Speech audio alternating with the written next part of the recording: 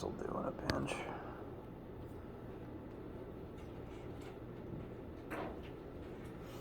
All right. Good day, all. Happy Friday. Hope you're doing well. I am doing sleepy, so I'm looking forward to a nap and lunch, and then another nap. Brief reminders.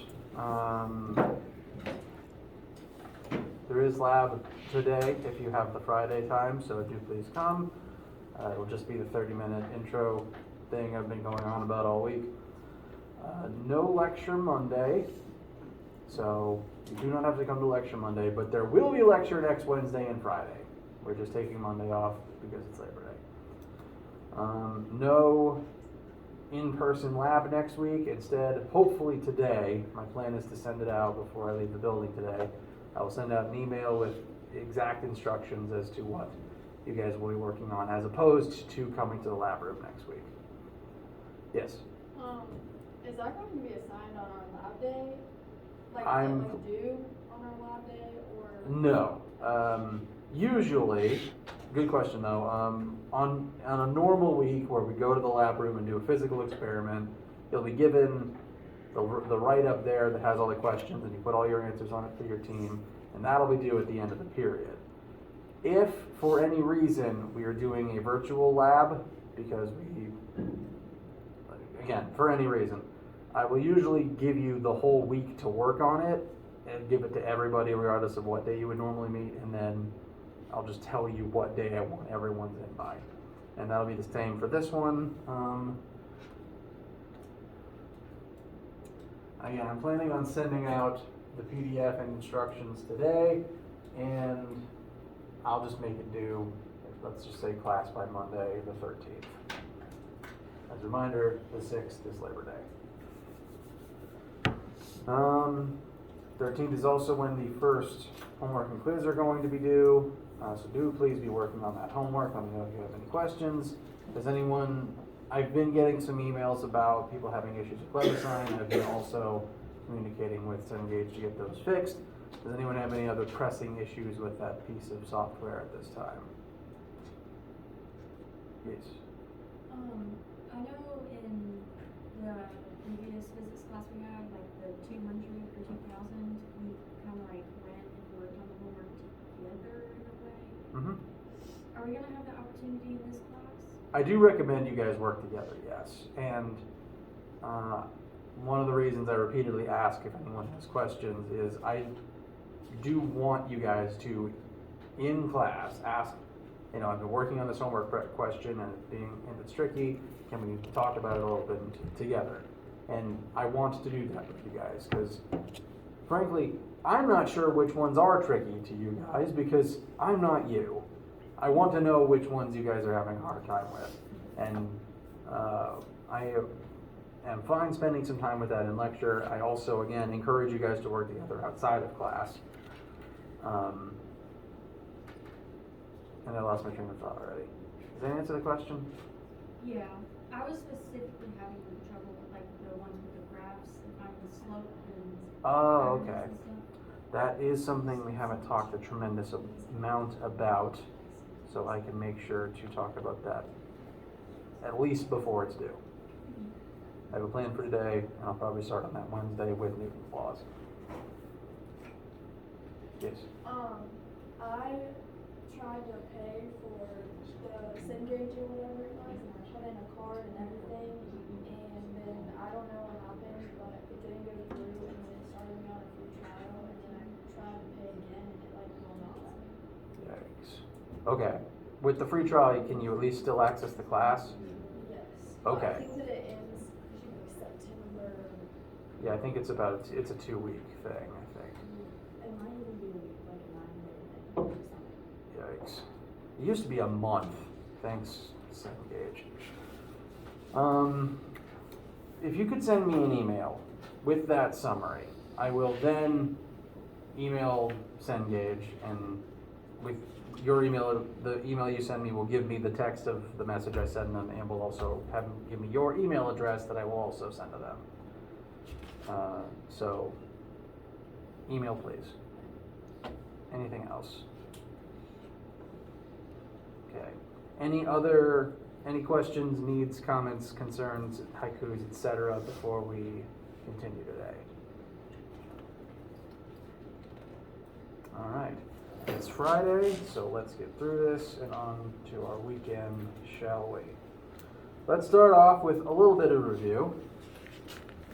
A basketball player is going to leave the ground with a jump speed. I should specify this is an upward velocity of 6 meters per second. This is the initial jump speed, the maximum speed at which they are moving once they leave the ground. Quick mini concept question. As soon as you finish jumping and leaving the ground, is that speed going to remain constant? No, because the second you enter the state of free fall, which you are even once you jump upwards, as soon as you leave the ground, as long as you're not flying, you are in the state of free fall, you will be accelerating downwards, your speed will start changing. But we are told the initial vertical jump speed of this particular player, and we are asked how much time was spent in the air and how high this jump will be at its maximum.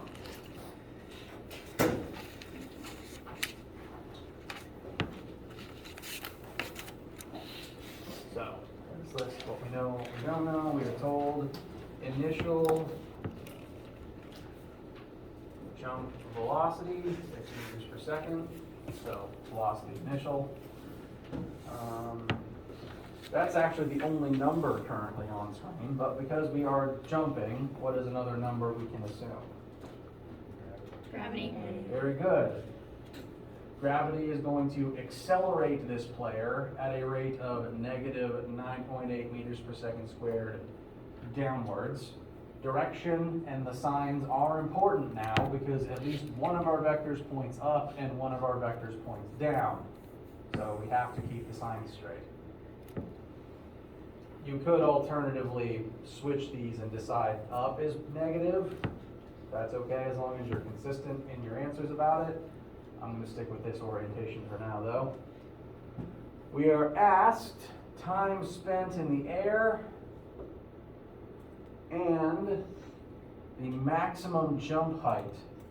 I'm going to call that delta y max.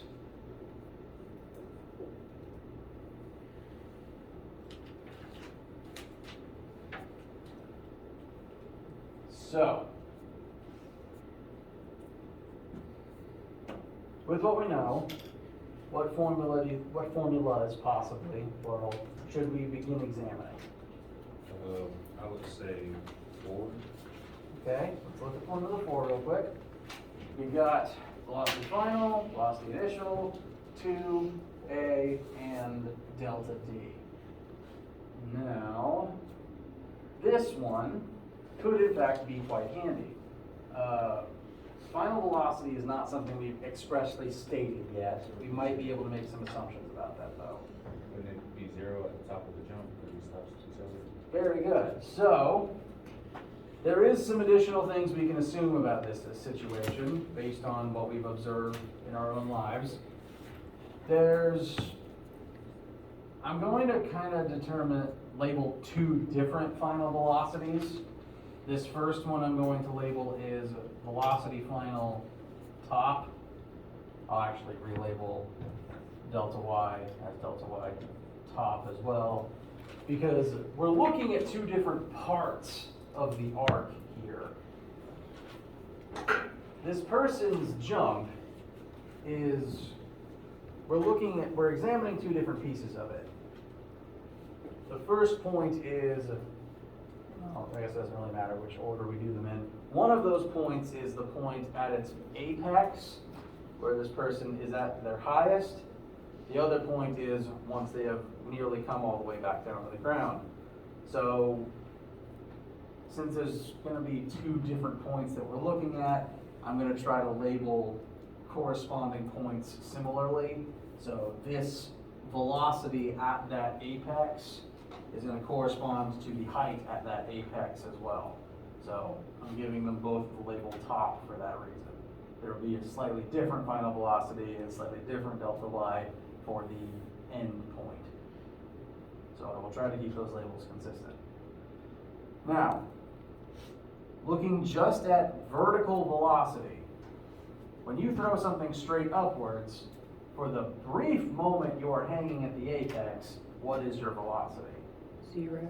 0. It isn't always obvious because when I throw the marker, it tends to be spinning. But for that brief moment, you have accelerated to 0 and you are just hanging in the air. So, final velocity at the top is going to be 0 meters per second. So, looking at this equation which was suggested, we do know final velocity, we know initial velocity, we know A, and we can find how high we would be in the air for this to now be the case. So formula 4 will definitely tell us how high this jump is at its maximum point. So 0 squared is just 0, I'll leave it at that, equals VI squared, so 6 squared plus 2 times A, negative 9.8, times delta D, which is going to be our delta Y at the top. That is what we're going to solve for.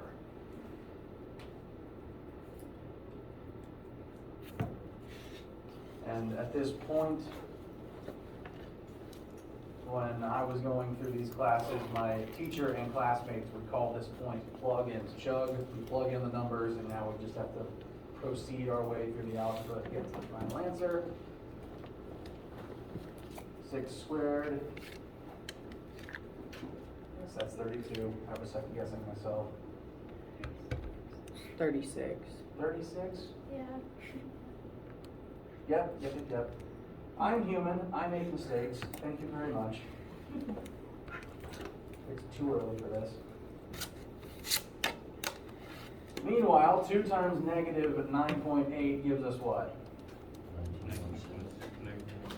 Negative 19.6, very good, times delta Y top.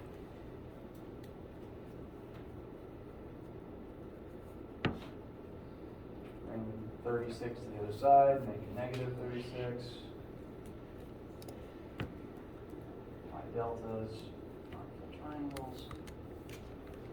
And so, we divide negative 19.6 over to the other side. That will give us negative 36 over negative 19.6 equals delta Y top. Gesundheit. Conveniently, our negatives will cancel, which makes sense because if you're jumping upwards and up is positive, our delta Y should be a positive number, I would hope, because jumping up tends not to result in you being lower than you started. So the negatives will cancel conveniently, and the answer should be 1.9-ish. 1.84. 1.84, thank you very much. 1.84 meters. Excellent. And just for a sense of scale of this particular athlete, that's nearly 2 meters. 1 meter is about 3.3 feet. So this person can jump at least 6 feet in the air. Pretty impressive. So that has told us how high the jump was at its maximum. And we got there again by making some assumptions about a few of the variables at that maximum point. So looking at the question, drawing a picture, imagining the scenario, and thinking about things you've observed about it can help you make those assumptions like why velocity being 0 at the apex. Now we're going to have to make a slightly different assumption about this point. How much time was spent in the air? We want to know time for the entire up and then down again process. So, we solve for this. Now we want t. We need a formula that has t in it, which by definition can't be number 4. This is a case, since we want time and since the object is accelerating, we're going to want to look at formula 3. I'm going to change that to a y real quick. Delta y equals v initial times t plus 1/2 at t squared. we know our initial velocity, we want time, we know our acceleration, so we're gonna have to make some assumption about delta y if we're jumping up and then back down again. From start to finish, if you start on the ground, jump up, and then end on the ground again, what would your delta y be? 0. 0. In the time it takes to go up and come back down, you end where you began. So, we found delta y top. Slightly different measurement now. Delta y, this was the time, this was getting up to the top. This is, I would say, getting back down to the ground. So, whole jump. I'm going to keep my labels consistent, but that means their names will also be consistently weird sometimes.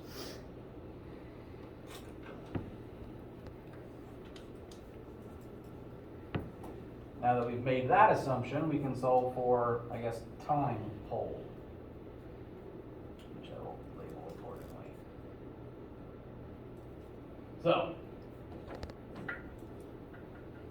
we start where we end. Delta y is going to be 0. Equals velocity initial 6 times time plus 1/2 times a negative 9.8 times t squared, and make sure you are only squaring the t.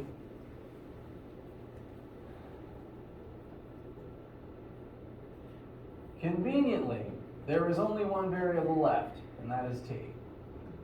Inconveniently, that t is in 2 different places. So this is beginning to resemble a quadratic.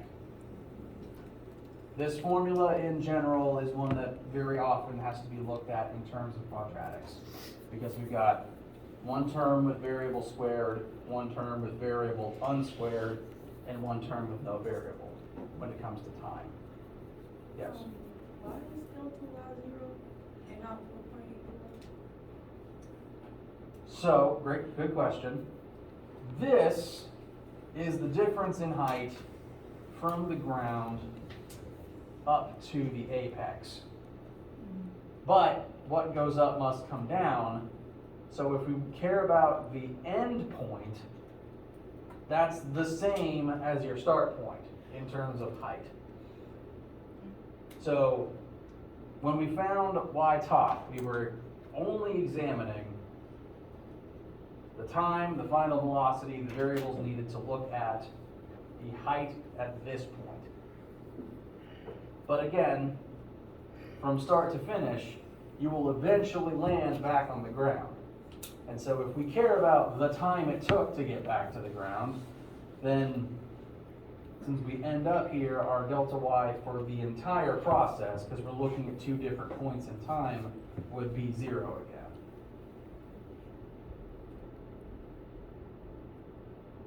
How do we know we're not getting the time at the very beginning? Oh, yeah. If it's 0, how do we know we're not? Good question. And because this is kind of approaching a quadratic, there could be 2 answers that solve this. One of them would be time equals 0. At 0 seconds, we're on the ground. Plug in a 0 here, plug in a 0 here, it equals 0. That would tell us at the beginning of the process, before we ever jumped, we were on the ground. So you are correct. We're just looking for the non-zero answer. And we could approach this as a quadratic, bring out the old quadratic formula, spend time doing that whole thing. But there's one convenient trick we can pull in this specific scenario. You guys see where the quadratic would form and where we probably have to break out t equals, I think it's b squared plus minus square root of so on and so forth. But one of the sides is 0, which means we can divide whatever we want out of the right side and it just vanishes on the left.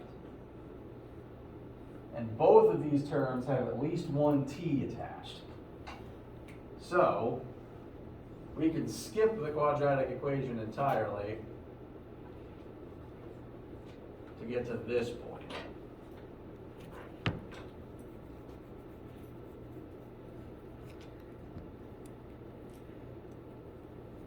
Divide the right side by a single t, not t squared, but just one t.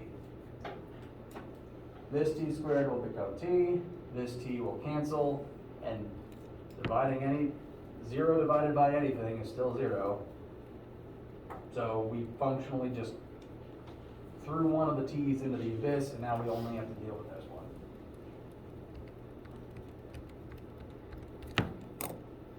Any questions on that step? And this only works if, I guess, the c term in your quadratic happens to be 0.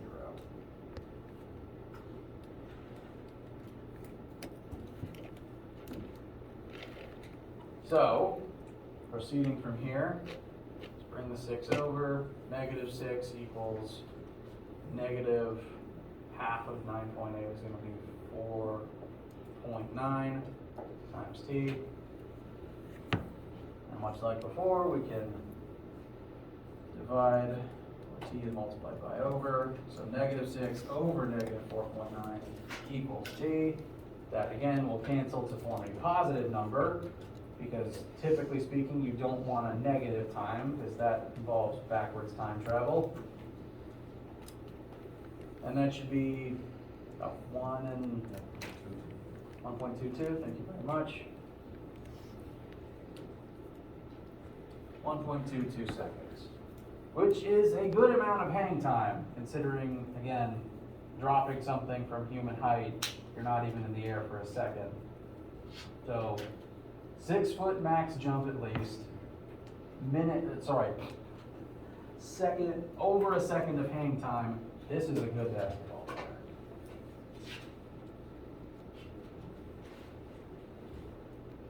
Any questions about anything we just did?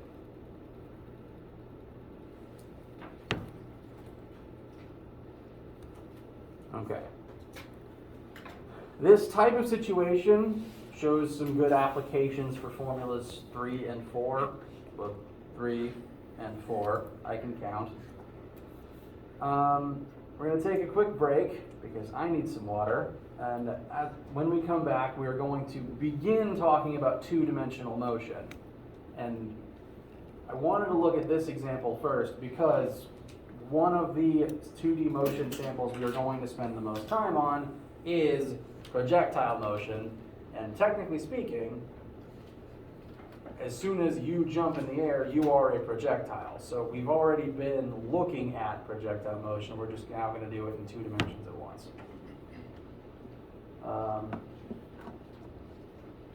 Pause for a second. Bathroom, water, whatever you need.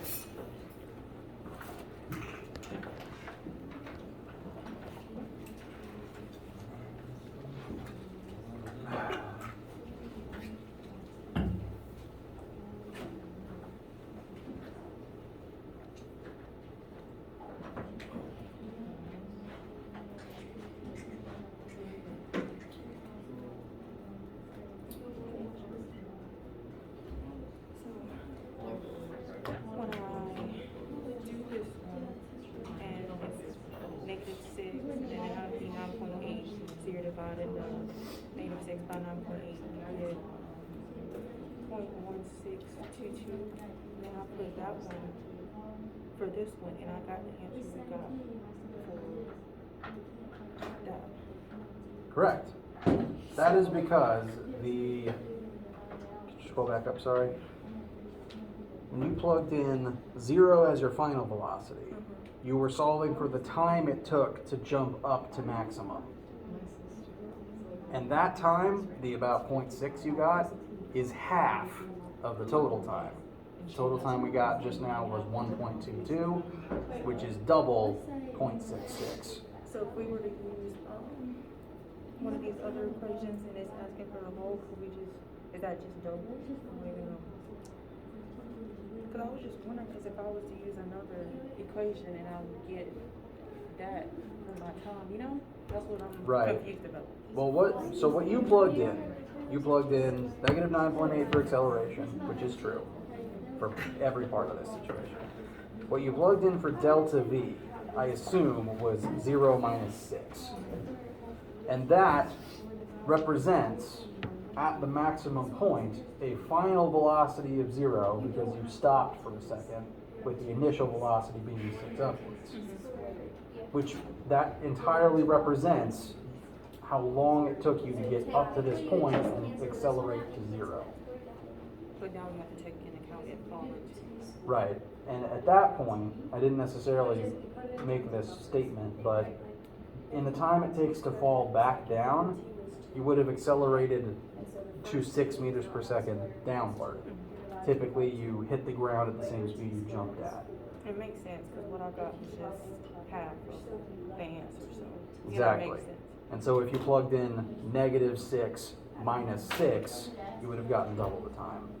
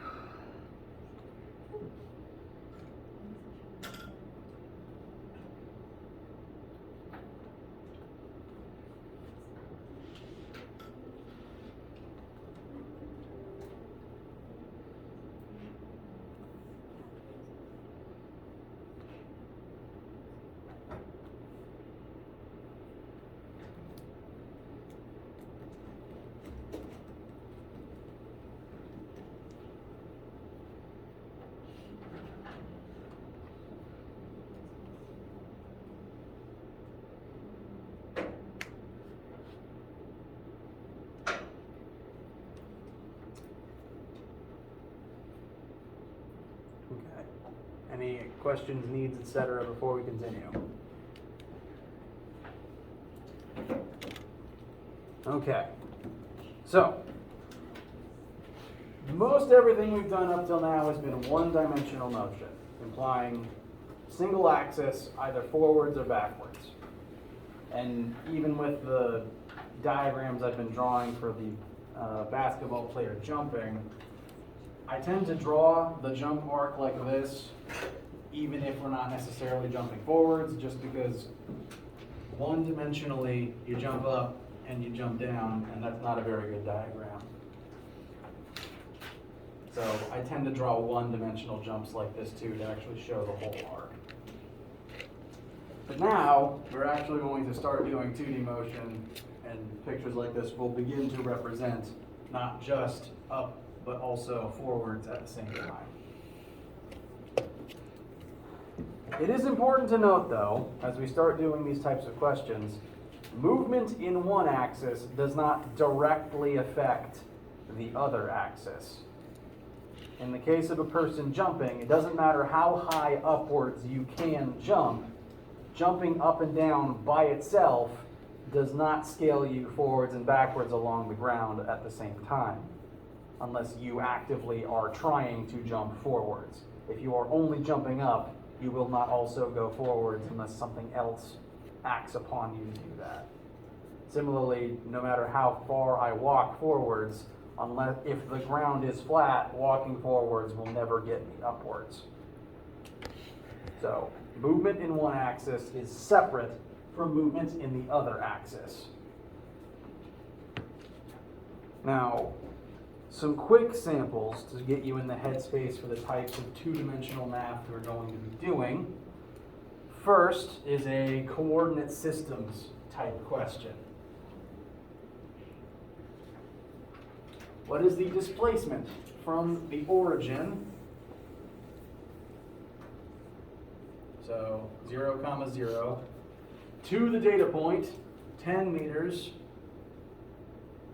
25 meters.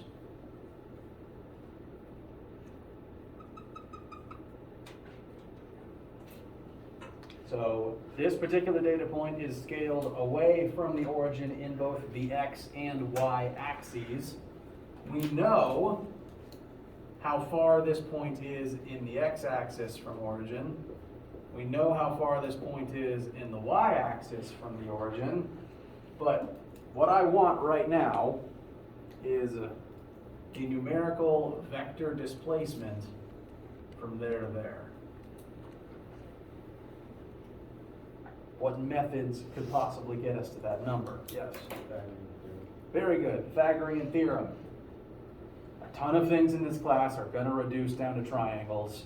You are not done with Pythagorean theorem or trigonometry. So, conveniently, the geometrists who came up with the coordinate system were smart to do this. The x and y axes are perpendicular. They are right angles from one another. We have built a right triangle, which we can conveniently use the Pythagorean theorem on, no question. What we want is the length of the hypotenuse of this triangle. 10 and 25 have formed the legs of that triangle. A squared plus b squared equals c squared. Which of these is c, as a refresher? Hypotenuse, very good. So that's going to be the vector we're looking for. So 10 squared plus 25 squared equals c squared. C will equal square root of 100 plus, I've already forgotten what 25 times 25 is. 625? Is that what someone said? Yeah. My ears aren't ready. Thank you. Square root of 100 plus 625, and that will give us our final hypotenuse.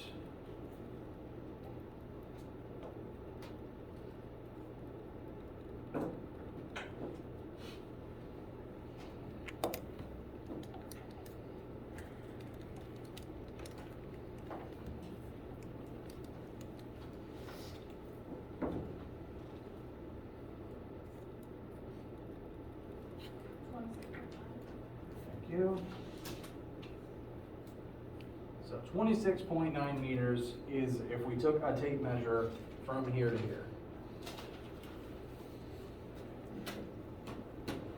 Although, if we want the most accurate answer possible, we do need to elaborate on one more thing.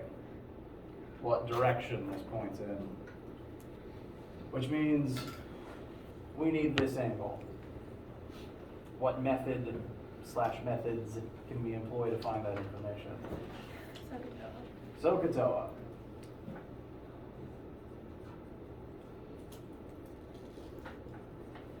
When I say this acronym out loud, I tend to overemphasize the H's, so I will commonly say SOHCAHTOA. And again, as a refresher, these remind us of our trigonometric operators. Conveniently, we know every leg of the triangle now, so we can use any of them to find our angle. But since we started with the 10 and the 25, I'm going to use TOA for now. I will tend to try to avoid using numbers I found myself if I can avoid it. TOA tells us tangent of an angle is the opposite leg over the adjacent leg.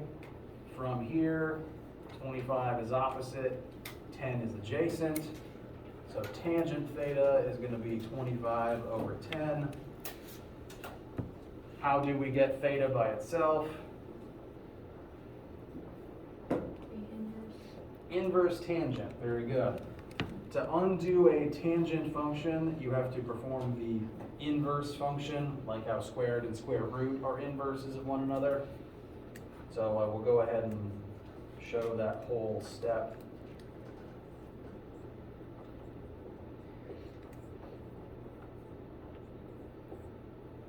You apply inverse tangent to both sides, kind of like you might square both sides. Inverse tangent and tangent cancel, so that's just going to leave us with theta on the left. And then all you have to do is type inverse tangent of 25 over 10 into your calculator. If you are having trouble accessing the inverse trig functions, please let me know. Typically, it's the secondary function of the button for that function in the first place. And I don't actually have the answer calculated, but I would assume it's near 60 degrees. 68.2. Thank you very much.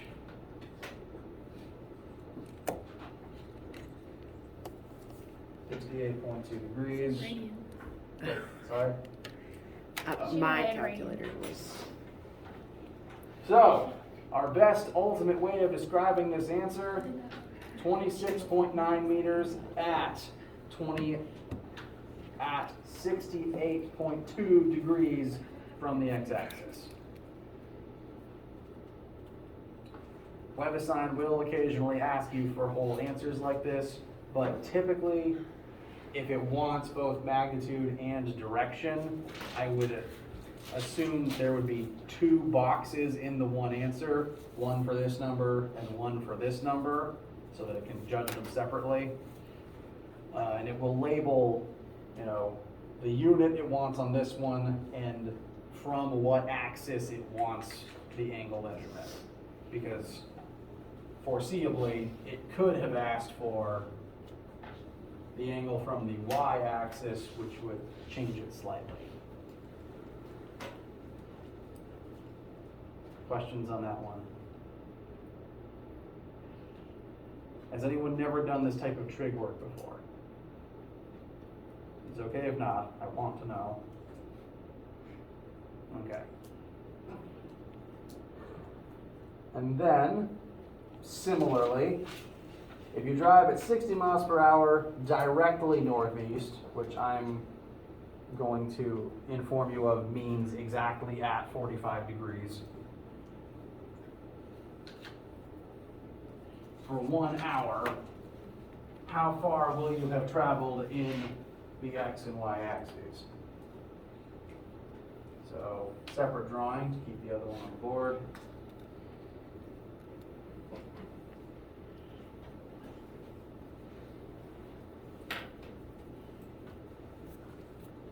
Drawing pictures is very helpful in physics. Even if you're not a good artist, it helps to have everything labeled on front of you, because I certainly can't keep that many pieces of information on the image I make in my head alone. If you drive at 60 miles per hour for 1 hour, what is the displacement within that axis? 60 miles. So we do know the hypotenuse of this triangle. Again, I'm going to assume northeast to mean directly northeast, so partway between the two, halfway between the two exactly at 45 degrees. This triangle is not perfectly to scale, because I am not an artist. What would the x and y displacements ultimately be? I think this one we're going to have to employ an amount of SOHCAHTOA. So, however we build this, we know one angle and we know the hypotenuse. So we're probably going to want to use SOH and CAH to find our two other legs. SOH tells us sine of 45 degrees will equal opposite over hypotenuse. If we go from this angle, opposite's going to be y, so I will relabel that accordingly. Y over 60. I think we have to do the same thing. Both sides. They're going to come out to the same thing, yes. That's the thing about 45-degree angles. But for the sake of me writing it up for completeness, cosine would tell us cosine of 45 will equal the x leg over 60. The x-axis is the adjacent to the angle the way that I drew it. But either way you put it, 45-degree angles, the legs are going to come out to the same thing. What will that number be? 42.2. Very good.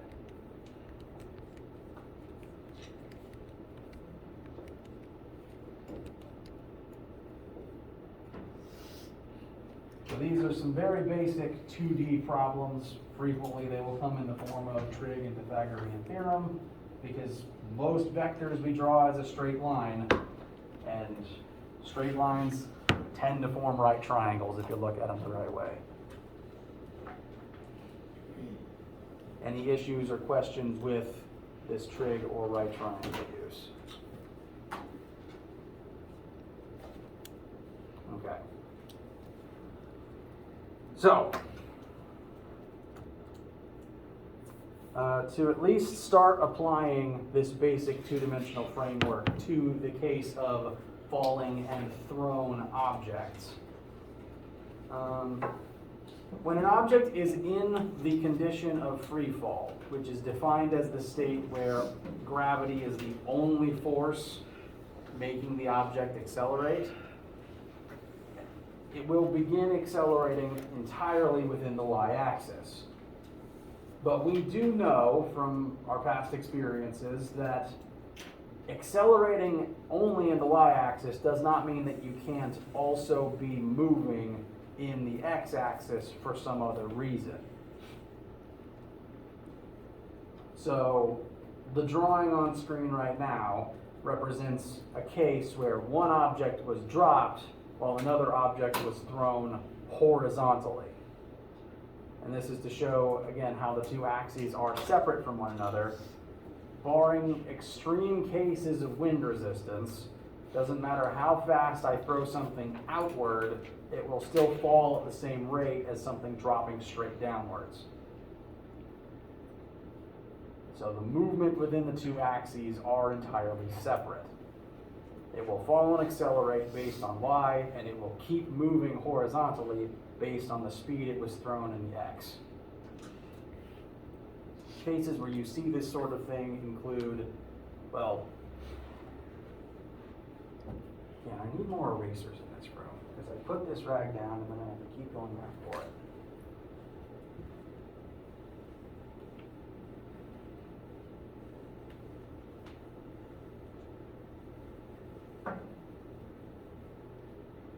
Cases where we're going to be doing math in relation to this type of scenario are frequently going to involve something being fired or thrown or driven off of a cliff, because physicists aren't creative, and these are the examples we were all using when we were students. So, as a caveat, this is the set of a movie, and this is a remote-controlled crash test car. I watched a lot of Mythbusters as a kid. Universal crash test symbol, which is not usually purple, but we'll roll with it. Car drives off of cliff at horizontal speed. As soon as it exits the cliff,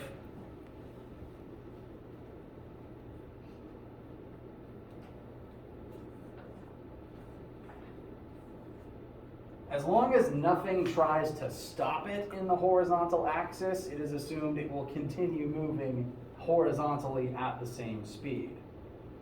I'll just give it a number real quick, 10 meters per second. That horizontal component will remain the same until it hits the ground. What will change is its vertical velocity. Just as it exits the cliff, it has no vertical velocity because it hasn't started falling yet. But as soon as it does, it's going to begin speeding up in the y-axis, which will eventually help it form a sort of classic arc shape as it accelerates towards the floor. We don't really have time for an example right now because I don't want to keep you on Friday. The samples we're going to start doing for these questions are going to involve calculating how long it will be in the air, which will take the same kind of math as we did at the start of class. Figuring out the range of the car, how far away from the cliff it will have time to travel before it hits the ground. And at a certain point, we might start doing examples where something is fired from the ground, and we have to figure out how long it will take to get back to the ground and how far it will go in that time. Lots of different uses for this, especially in the case of movies, as it turns out. And so that is what will await us next Wednesday, because we won't meet Monday. Keep an eye out for email for instructions on the lab assignment I'm going to give you. And do have a wonderful weekend.